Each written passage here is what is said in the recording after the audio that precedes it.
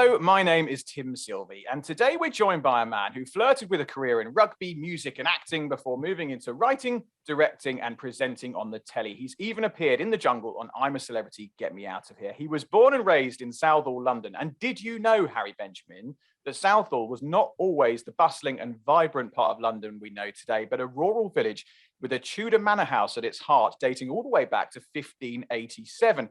Over the years, it evolved and grew with the likes of a ceramics factory popping up in 1877. And to this day, you can collect the items made in that factory, founded by the Martin brothers, and the collection is now known as Martinware.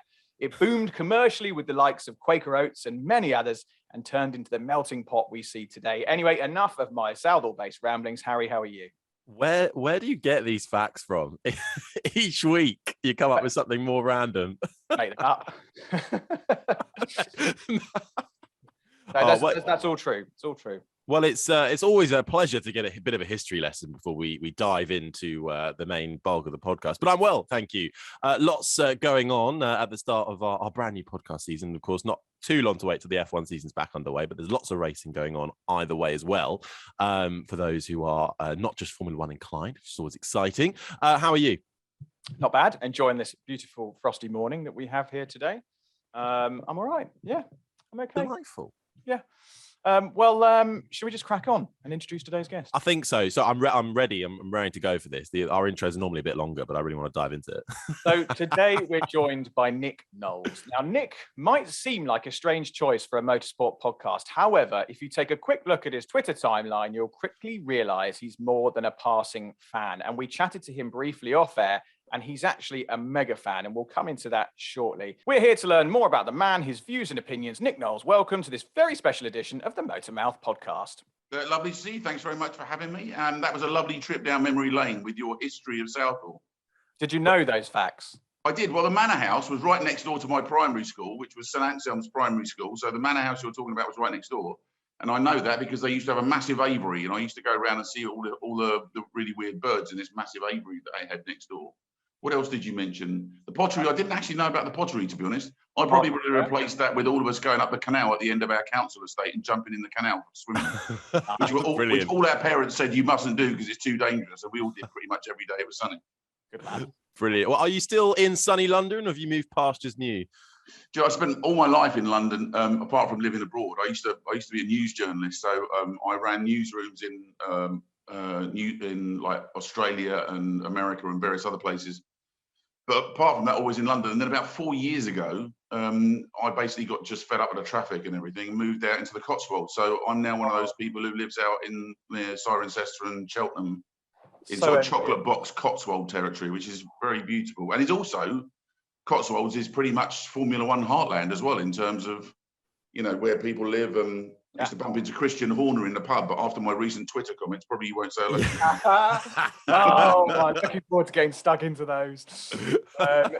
Cotswolds, love it. That's where I've been pestering my wife for us to move to the Cotswolds for ages. I love it there. Our very next DIY West in about 3 weeks' time is in Kettering. I'm actually not 3 weeks' time. It's this weekend. We're moving.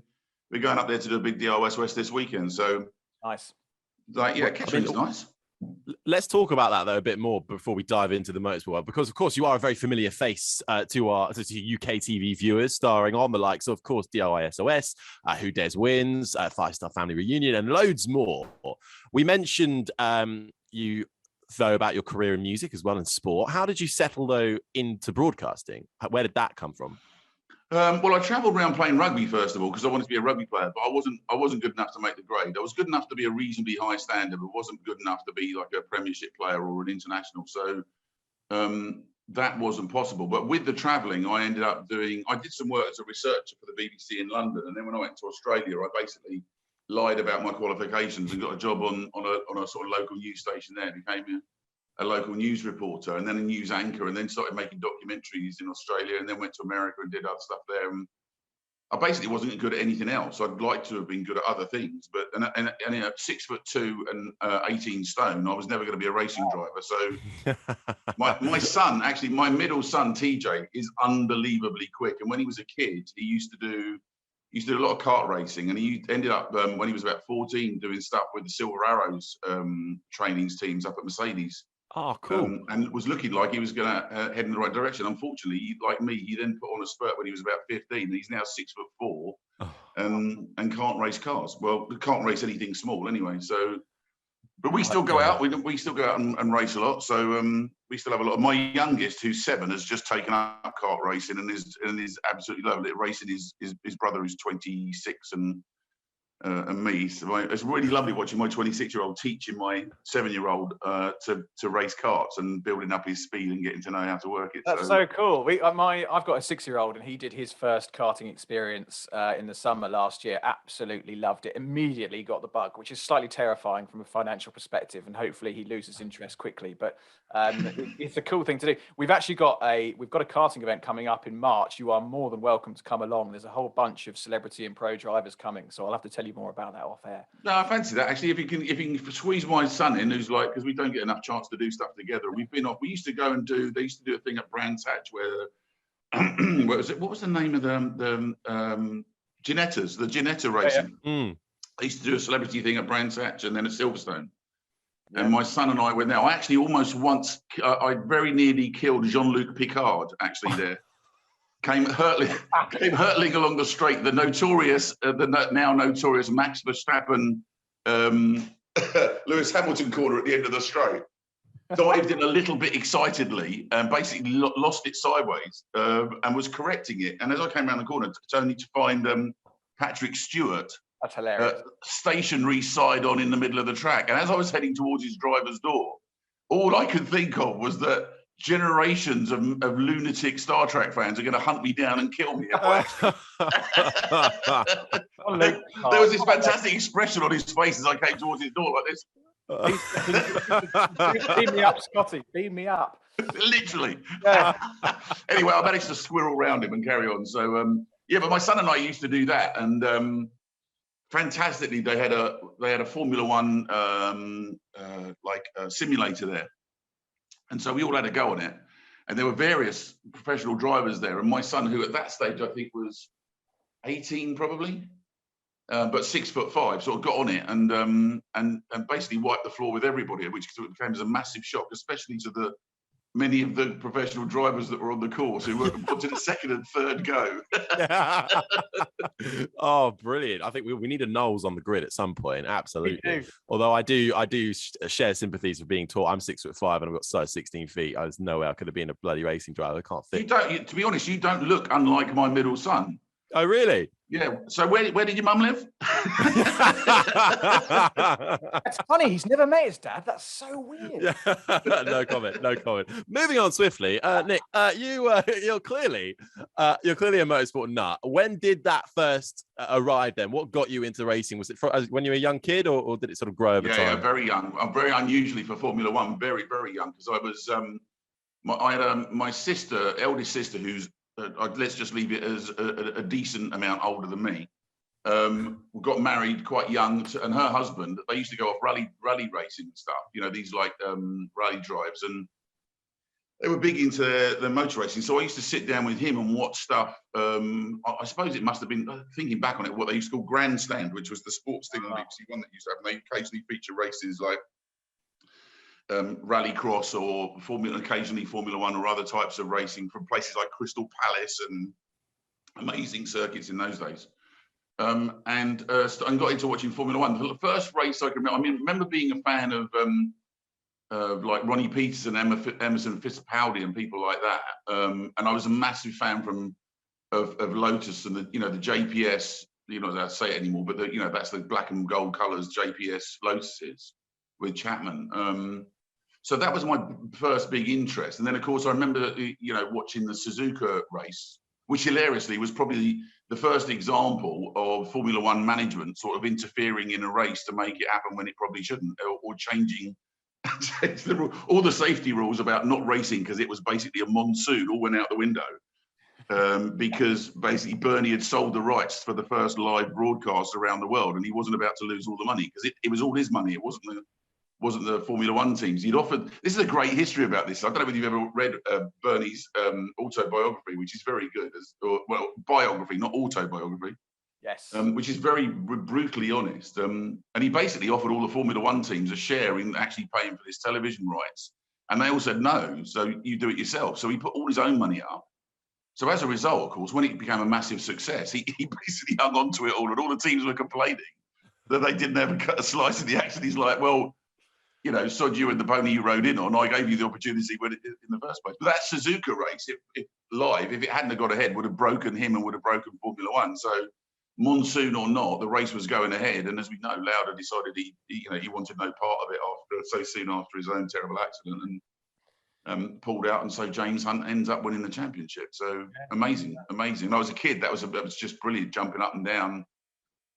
Like Graham, there was a series when I was born in 1962. Graham Hill won the F1 in the year I was born in 62. Yes, which does make me 60 next year, by the way. And then there was a series of 3 or 4, actually, Jackie Stewart and Clark. And, there was, I think, 3 or 4 Brit wins in a row in Formula One when I was born. And then there was a bit of a gap. And so James Hunt coming through and winning it was a massive deal. And then after that, I just became sort of obsessed with it. And over the years of giving away many weekends and hours reading, winter testing, and traveling to see races around the world. Probably my favourite one. Am I going on too much? Or? No, not at all. Keep going. So I remember standing at Brands Hatch when the F1 was at Brands Hatch and Senna sitting in the pits. I was up on Paddock Hill Bend, and basically in the qualifying in those days, basically you could choose how many laps you went out to do. There's none of this 3-tier business. And Senna just sitting there watching the times, and then coming out doing one warm-up lap, one flying lap to get pole, and then going straight back in again, and everybody going absolutely mad. And as he came on the flying lap, as he came along the straight and into Paddock Hill Bend, literally everybody in the stand stood up because we all believed he wasn't coming out the other side of it. He went in so much faster than anyone else into Paddock Hill Bend. And we all stood up, and he just flew down that horrible, gut-wrenching bottoming out of the bottom of the hill there before he went up to Druids.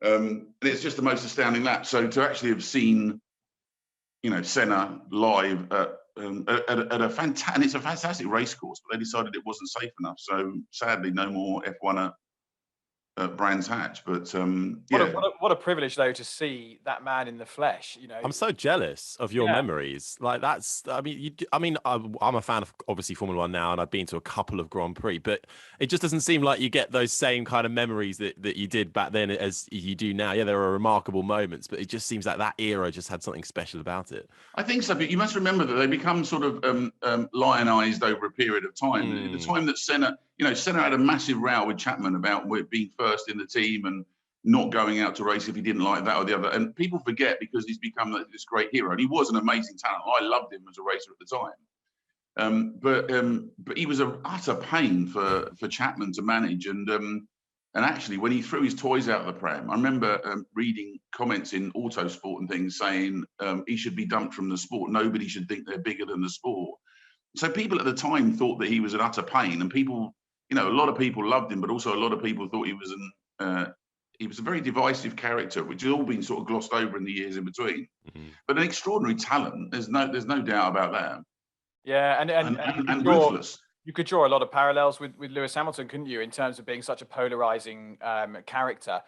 When you look back at those years, how do you, putting aside any stuff that we'll come on to in terms of the FIA and manipulation of the sport and so on, when you look back at that era and you look at the era we're in now, what do you prefer? Do you still enjoy Formula One, or did you love it back then? The golden era, as it's so called. Yeah, there are pluses and minuses to both. I mean, so in the older era where they were using a gear stick shift, like a proper gearbox, and you had to have one hand off the wheel to change gear, and the cars were really flighty, so you had to really drive them. There's a lot more hanging the tail out than there is these days. Although I have to say, in the last year or so, I think Max has brought some of that back in. He still manages to hang the tail out and through corners and keep the speed on, which is quite something, because anybody who does racing knows that, the more sideways you're taking the tyres, the slower you're going. But that's spectacular. Ronnie Peterson was a driver very much like that as well. So those old days. And the other thing was, you had gravel runoffs, and if you came off and hit the walls, the driver safety wasn't such that you were in a cocoon that was made it okay. Yeah, so as a result, those that went to the edge were flirting with a higher level of danger than they are today. And these days, with the great big runoffs and you know, the safety and the cockpit safety and the halo and all the rest of it, it is less punitive if you take massive risks. So it's safer to take massive risks. Having said that, you only have to have a look at what happened last year with the, you know, the massive fire and of course, you know, the year before with the truck on the circuit, and that terrible situation. That it is still a dangerous sport. I just think that maybe because of the massive runoffs and the safety facilities, and because they constantly practice on computer simulators that are almost identical to what they do, I'm not sure that they actually have a full sense of the danger that they're in when they're traveling around corners at 160 miles an hour. And until you have a big accident, I'm not sure that will. But then, you know, racers for years and years and years have always said that the best racers have to be people that have no imagination at all. Because if you could imagine what it's like to hit a wall 150 miles an hour, you wouldn't do it. You know, you have to have the ability to drive past a crash with a car on fire and put your foot down rather than ease off. And you know, a lot of drivers over the years have actually talked about that. I mean, Nigel Mansell, for example, who's a lovely bloke. I wouldn't say he's the most imaginative man in the world. He's a truly lovely man. I know him and get on like a house on fire. But he holds one of the two great records in F1 history. There are only two great records in F1 history, both of them held by Brits. One is the only person to have won the Formula One car championship and the MotoGP bike championship is Surtees. Yep. He's the only man that's ever done it, and it doesn't. I think the only person that looked like he might do it was Rossi, but backed out of it when Schumacher was at Ferrari, because he definitely tested Ferrari, and I know for a fact, having spoken to the Ducati boys in the pits in the MotoGP, that he was quick, and Schumacher apparently said not whilst I'm in the team.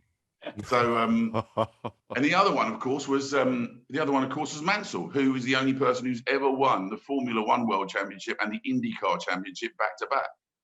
Yeah, like those two amazing records. Yeah, amazing achievement. And we might get a third next year if Lewis Hamilton does come back and he gets his eighth, but let's see. Now, Nick Knowles, let's get into it. You have been hailed as somewhat of an unlikely hero for your forthright views on the 2021 Abu Dhabi Grand Prix. And this stems from the last few laps of the race. And if any of our listeners, for whatever reason, have been hiding under a rock and don't know what happened, in quick summary, Nicholas Latifi crashes after running on a dirty part of the track and the marshals go out to clear the wreckage. Mercedes didn't think there'd be a racing lap before the end of the race and we'd finish behind a safety car, therefore didn't bring Lewis in so he didn't lose track position. Verstappen comes into the pits, gets a lovely new set of softs. He rejoins with 5 lap cars between himself and Lewis. And by the time the wreck of Latifi is cleared, there wasn't enough time to let all lap cars through and have a final lap of racing. So Michael Massey, the race director's choice, was to let just 5 lap cars between the two guys through, but not the other cars behind Max Verstappen. Safety car is then called in, a final lap showdown, and we all know what happened then. Max overtakes Lewis at the new turn 5.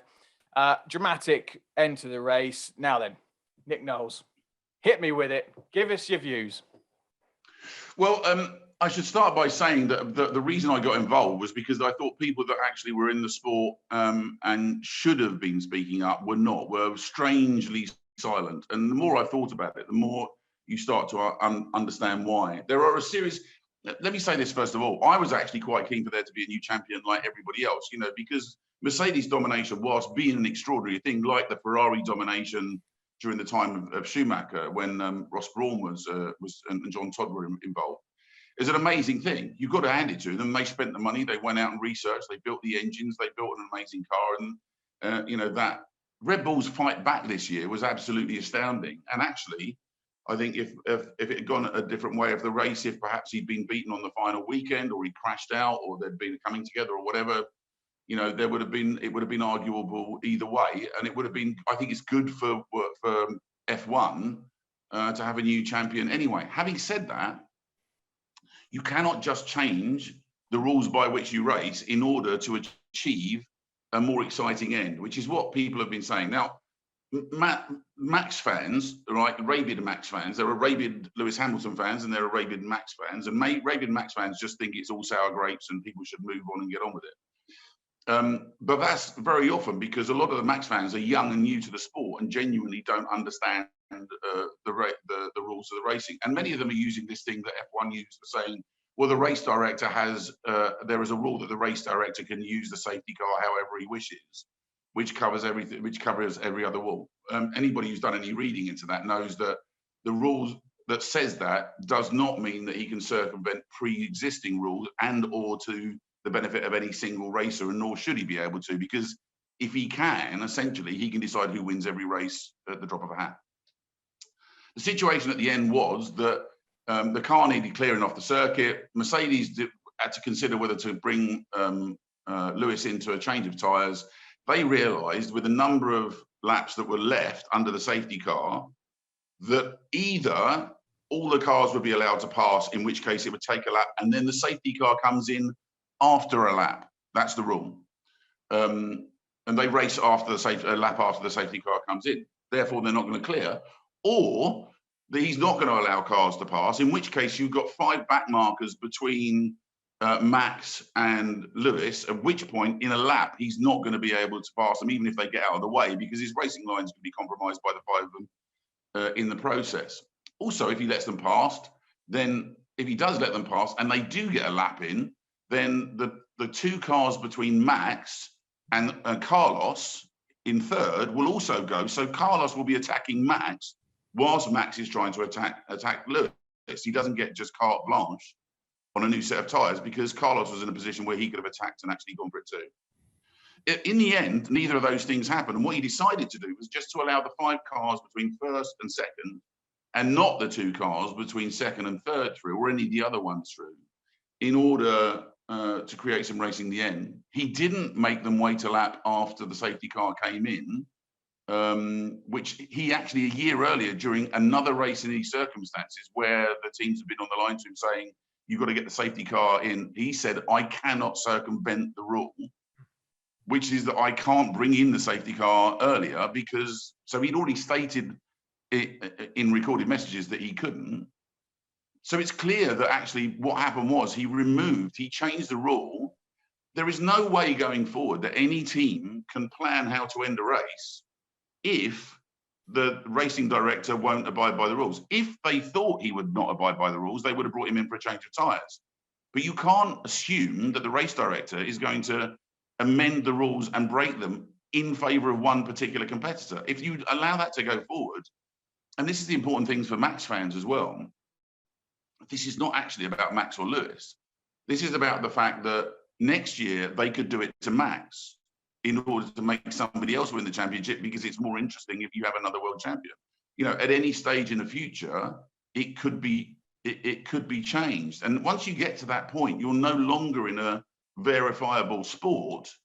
You're in an entertainment industry. And people said to me, well, it made it, what, if it finished under the safety car, it would have been boring, much more interesting to have a last lap race. Well, under that basis, then when Usain Bolt went for his last triple on the 200 meters, should they have allowed 2 or 3 of the competitors to cut the corner across the middle of the track in order to make the end more interesting? Yeah, it's so difficult because, you know, there is this sort of blurred line, and a lot of people saying exactly what you said. Is it still a sport? And you sort of start to think back to, there were times in Bernie's era, I think, where they were talking about doing things like putting sprinklers on the track to create artificial wet races so that it increased the action and made the show more interesting. There was also a line of thought, I think it was during the commentary, Martin Brundle said it first, about red flagging the race and starting again. But then I suppose others have said in response to that, well, the Latifi crash under normal circumstances, if it wasn't, you know, if it was the second race of the season, there's no way that crash would cause a red flag and you'd restart the race. But no, I think there's a rule about red flags anyway. It's something like if 2/3 of the race is completed, I think it's 2/3 of the race or 3/4 of the race is completed, you don't restart anyway.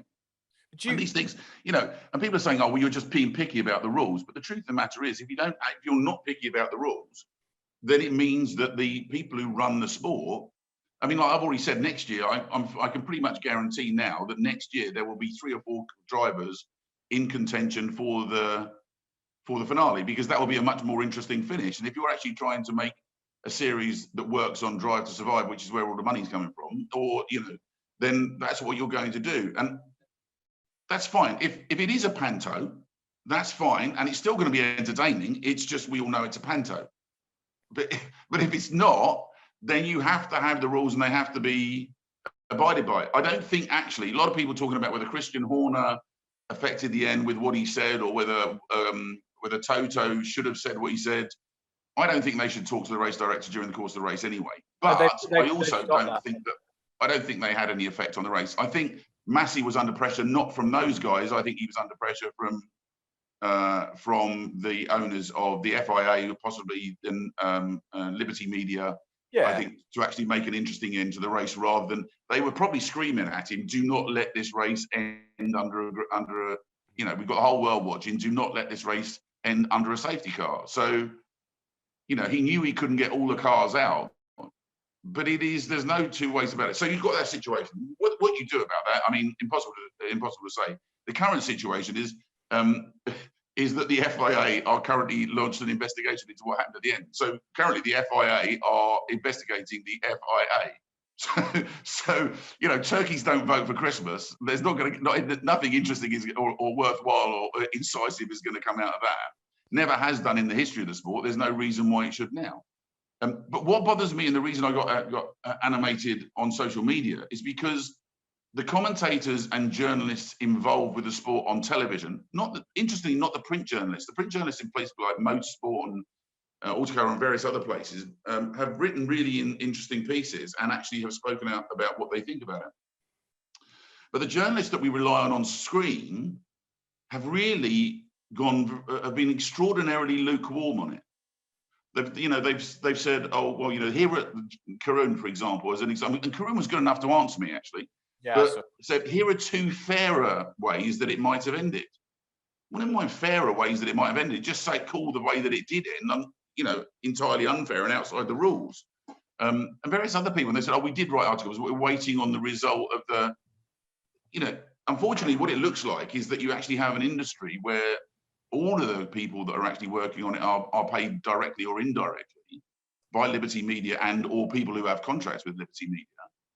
And actually speaking up about it is not going to be good for the sport. I think the lack of serious comment and taking to task of Liberty Media and the FIA and F1 by those people that we rely on as journalists of the sport suggests that what they're trying to do is wait until the winter testing comes out, the new cars are launched, and everybody gets excited about the new season, and we all move on.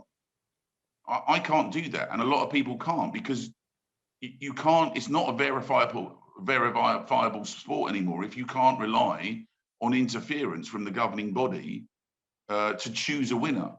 Yeah. And look, I don't think you can retrospectively give Lewis his championship back, and I think he knows that, and I think everybody realistically knows you can't change the result. But I don't think there's going to be any meaningful change to it, and that ability to interfere in the race. And so, as somebody who's followed it for 50 years, and has spent a lot of money, like a lot of people traveling around the world to watch races, that investment by paying for your Sky subscription or whichever way you want to go, that investment of the fans is really, really important. And actually, the way that they've been let down, not just by the sport, but by the people who they rely on to talk about it is a fundamental break in trust, where you go, well, can I trust anything else going forward? And don't get me wrong, I do understand it. If you're employed by the sport, and it's a big circus, and it's a great circus, if you've been in the paddock, what an amazing circus it is to be part of it. To have an all areas pass and to be a spokesman for the sport is amazing. And so, who would speak up and lose their accreditation or lose their job? Johnny Herbert has spoken up, and it'd be interesting to see whether he's still part of the circus next year, because he's been good enough to speak up and say what he thinks. But would you give up your pass? Would you give up your position within that amazing circus? So I can understand, but I think also they must be hugely conflicted inside with not being able to talk about what a shambles and essentially what an unfair ending it was. There's no other way of looking at it. And again, I'm sure I'm going to get trolled by Max fans and people who just say, oh, it's over, move on. But I'm actually, to be honest, I'm actually more of if I wanted anyone to win the championship, I'd like Lando to win it. I'm a big McLaren fan. I always have been. I'd love Lando to do well. I love Danny Rick. There are other But great Russia races was painful for you. I think Max is brutal in the same way that Schumacher was, in the same way Lewis has been over the years. That's why they keep coming together. I think it's all good, but the commentators should be speaking out about. But Nick, so I first of all, I'll just say I completely agree. I think it was unfair, unjust, but it's also not the first example that we've seen. Unfair rules perhaps coming out from the stewards room in terms of how we go racing. Just look earlier on in that race where Hamilton cut the chicane to keep position in front of Max at the start of the race and didn't have to give the position back, but instead suddenly he'd given up the time, he was lost. No, I agree, but just to interrupt just briefly, all of those ones, I mean, there was a great example 2 races earlier where oh my God, my brain's gone dead. The great Spanish racer who's still racing, who's too old. Yeah, well, I think my other example was, I think it was Russia, where Fernando Alonso said, I'll just cut turn 1 because as long as I go behind the bollard, it's all fine by the FIA, but I'll still gain opening lap. They always say, and they allow opening for lap it. is always racing incident, isn't it? Because they say everyone's jogging. So basically, Alonso went, well, if it's all racing incident, I'll basically ignore all the corners, and he made up about 7 places. Exactly. So that on its own just shows how the rule book absolutely needs scrutinizing, looking at, and being redone. I can agree with you more there. Everyone complains about consistency, of course, and I think that is really difficult to do in terms of how you apply the rules, because every track is different, every incident is slightly different. Yep. But either way, this kind of, and I should probably disclaimer is, as somebody who is employed by Formula One, I do some of the support categories. In terms of speaking out about what happened, and in terms of having holding the FIA to account, I think it's a little unfair in terms of the people like, I suppose, with the Sky lot, you've got people like Simon Lazenby or Will Buxton, who works for F1 directly. Those people, Rachel Brooks, they're different, I think, in my opinion, in terms of the driver pundits. The driver pundits are there to absolutely give their opinions and their views. And I do believe they did give their opinions and views at the time when they were employed to do so on the screens or whatever. But I don't think they did. I'm pretty sure Rosberg and Button was probably the most outspoken. Everybody else just talked about how it was just, difficult, but like Karun said, there were 2 fairer ways to finish than that one. How about just saying that the way that finished was unfair? I read Martin. I'm a massive fan of Martin Brundle over the years, and I know him. He's a great man, and fantastic journalist, and is like up there as probably the greatest sort of grid walk journalist. And but again, in his piece, he wrote a piece at the end of the season, which was uncomfortable with the way it ended. But you see the examples that you gave, the racing incidents, for example, the one that happened in Brazil where like Max went right off the circuit, not only pushed him out of the racing line, but went right off the circuit. This diving in, whether Lewis took Max off at Silverstone, whether Max could have. I mean, interestingly, Kimi actually did exactly the same overtaking maneuver as Lewis did actually during that race, and the guy outside him didn't cut in and stop. So they're open to interpretation. All of those things, it needs the stewards to go, did he turn in? Didn't he turn in? Was it unfair? Wasn't it unfair? Those are all slightly different from, I'm only going to let 5 cars between the first and second go, not the entire, either all the cars or none of the cars. You can't just pick 5 out in order to give one racer an advantage over another. That's a different kind of decision and rule to who was responsible for that coming together in that corner. That will always happen in racing because you've got 2 people who don't want to give way, and that will be the case. But the stewards, Mercedes could not plan for the steward changing the rule. Yeah. And if you've got a situation where the stewards could not plan for the change of the rule, any racing incident on the circuit, brake testing or not, going in too deep in the corner, driving someone off the circuit, all of those things are things that the stewards, it's a matter of opinion and their professional opinion, having raced for years. Changing a rule that is impossible to, like if you go into a corner, during the last few races, Lewis had to decide whether to challenge or to give way because he knew that if Max and him crashed, then Max would be champion. So he had to judge how well he could get into that corner or past Max or not, which is why he kept on backing out and not keeping his foot in because he knew if it worked. So And that's all part of racing. You know, Max knew that and was actually keeping his foot in, and Lewis had to pull out. You could say Max was too bombastic. He just had the points advantage and knew that if he kept his foot in, Lewis had to pull out. That's all racing. Changing a rule where you give where you give an advantage to another car is you can't plan for as a team. Mercedes can't plan for as a team. So how can it possibly be fair?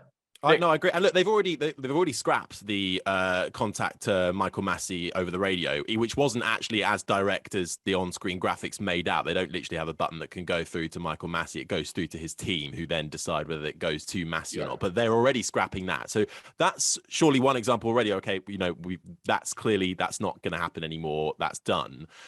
But I don't know, and I in terms of the on-track action, I do. It's hard to disagree with you. It's unfair. It's never happened before. In terms of the lap cars being moved out of the way, it didn't just disadvantage Lewis Hamilton, but everyone. Carlos Sainz could have well been challenging as you suggested earlier. And it screwed over him and people further back as well, and allowed for some people to make gains. You saw the two AlphaTauri cars manage to really make their way up the field because they didn't have to worry about being lapped.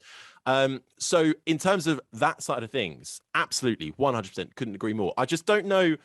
I don't know what you want in this current period of time, the journos and the pundits to be doing, because I'm trusting that the ones who have the clout and the followers and who are on screen on Sky, the ones who are there to give their opinion, have done so in terms of what they would normally do. They haven't gone out of their way to do anything controversial. They're there. They've said what they've seen. Whereas the Simon Lazenbys and the broadcasters, I don't believe are there to give their opinion. I believe they're there to ask the questions. They're not there to say what's right and what's wrong. They're there to ask questions and get clarity. That is true to a certain extent.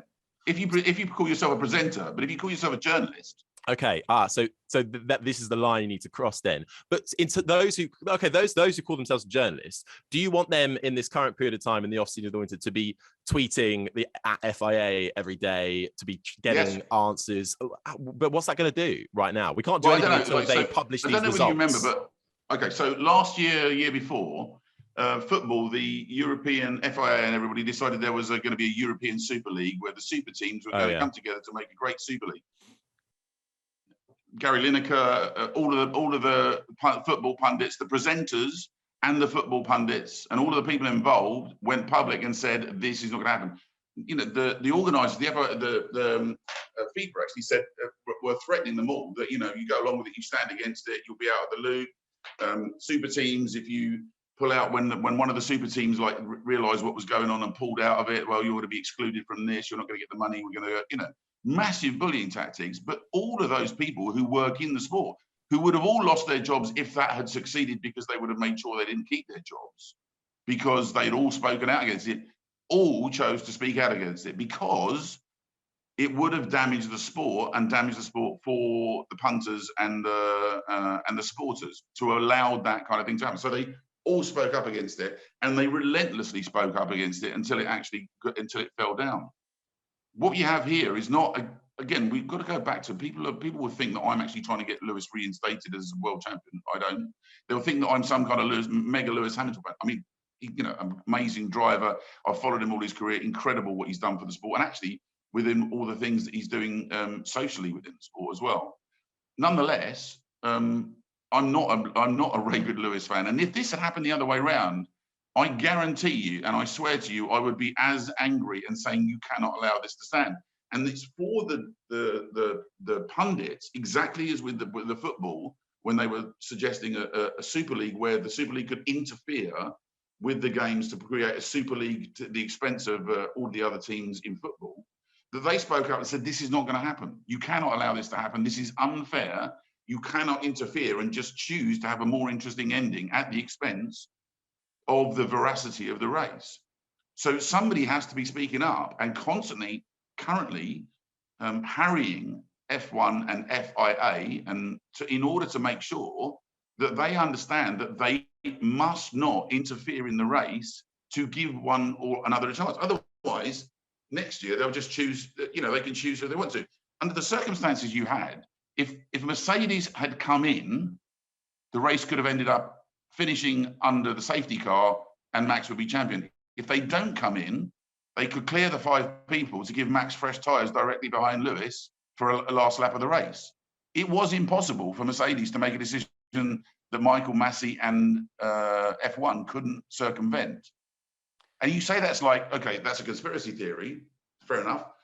But if you don't know what your officiators are going to do to give an advantage to one competitor, and you can't plan for it, you don't have a sport. You actually have, essentially, you have a very fast WWE going on, which is fine because it's still going to be a great spectacle. But as long as the paying fans know they're paying for Panto and they're not actually paying for a sport.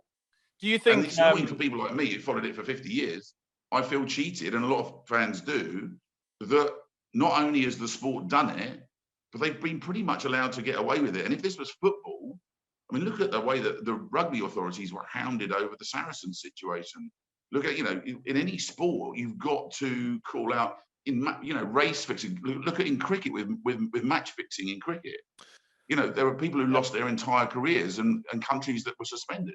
I think it's a fascinating subject, and I think it's very refreshing to hear someone who's not within that circus per se, for someone from slightly one step removed, having such a strong opinion. And this is the beauty of motorsport. People do feel passionately about it, and I think it's great that you're using your platform to speak out about this issue, which is clearly an issue. We are rapidly running out of time, but one last question I wanted to put to you.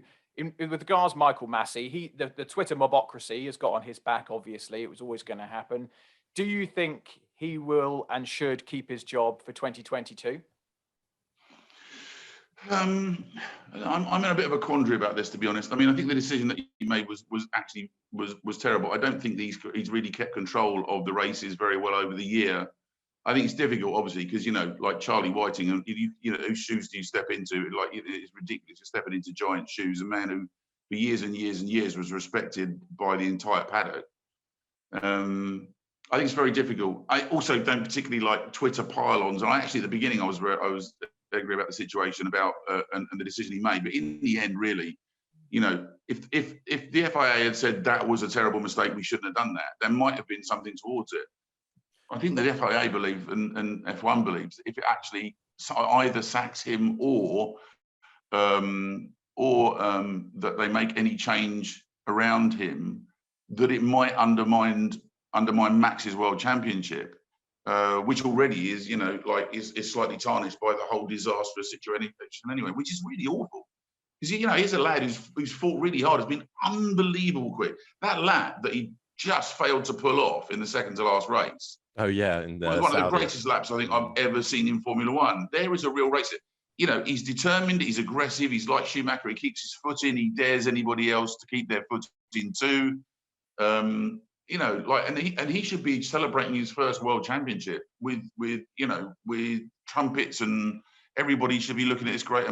But it's tarnished, it's damaged, and I don't like Twitter pylons. I'd be surprised if Michael decides to come back. I'm not sure why he would want to come back into that. But then, if he feels he didn't do anything wrong, then maybe he will. I don't know. It's a difficult one. It's a difficult one. It's hard, isn't it? At the end of the day, it's for the sport to sort out, not just one individual. I don't believe that Michael wanted to give one racer an advantage, but by breaking the rules under whatever pressure he was under, he did. And I think that means that you actually, unless you correct it or say it was a mistake, you don't have a sport that people can trust anymore. And that's a great shame, because normally at this time of year, I'd be looking for winter testing results, and I'd be looking to see what the new cars look like, and I'd be all excited about how close it's going to be. It's probably going to be a great year, and McLaren looking dangerous, other teams looking like the change in the rules and the manufacturing and the designs. It looks like it's going to bring people close together, the lower wind, the downforce, the less drag, so people can get closer. It looks like it should be a great season. What's your ideal outcome then, Nick, for you and the other fans who feel like you, who are thinking of turning off next year? What do you want to see? What's going to make you go, okay, fine, I'm back into Formula One mode now? What's it going to take? Is there a comeback from this? Yeah, I think they need to admit that they made a massive mistake, that the ending was unfair, that it was to the detriment to one driver in specifically. and an apology to Lewis and Mercedes. And then maybe we can all move on with the fact, because it wasn't Max's fault he was given the great opportunity. Max drove a great year, and he drove as good a race as he possibly could with the equipment that he had, and was there at the end in the mix to be able to take advantage of that decision. I don't hold Max responsible. I don't hold Christian Horner responsible. Christian was just doing what he needed to do to promote his team and to be a team manager. I think he's a great advocate, a great sportsman. I believe in all of those things. But Formula One needs to say something about the fact that it was grossly unfair on one particular driver and one particular team. People go, who cares about Mercedes? They won all these, and they won the drivers' championship. It's not about that. It's about the sport being trustable, and it's not at the moment. And a lot of people don't trust the sport and believe that it was manipulated on purpose. And with that, you end up with a sport that you can't call a sport anymore. It's no longer a sport. It's a circus. It's a pantomime. It's a fantastic spectacle, but it's not a sport. I think we're going to have to get Mr. Nick Knowles on as a regular guest on this podcast after this. It's been brilliant to hear your views, and thank you for being so honest about it. Thank you for joining us on the line at such short notice when we approached you guys just yesterday. It's been really interesting hearing your views. We could talk about it for hours, but we must let you get back on with your day. But Nick, honestly, absolute pleasure having you on the show. We must do it again. We'll get in touch about our karting day because we'd love to see you there. It should be a great day out. We're supporting the Brain Tumor Charity and Movember. For now, listen, if you have to withdraw that invitation because you've got various Formula One people coming on, I will understand. No, I think it'll add to it. It'll add to it. Yeah, we can make our own little pantomime. It's going to be brilliant. But Nick Knowles, for now, thank you very much for joining us on the MotorMouth Podcast. All right.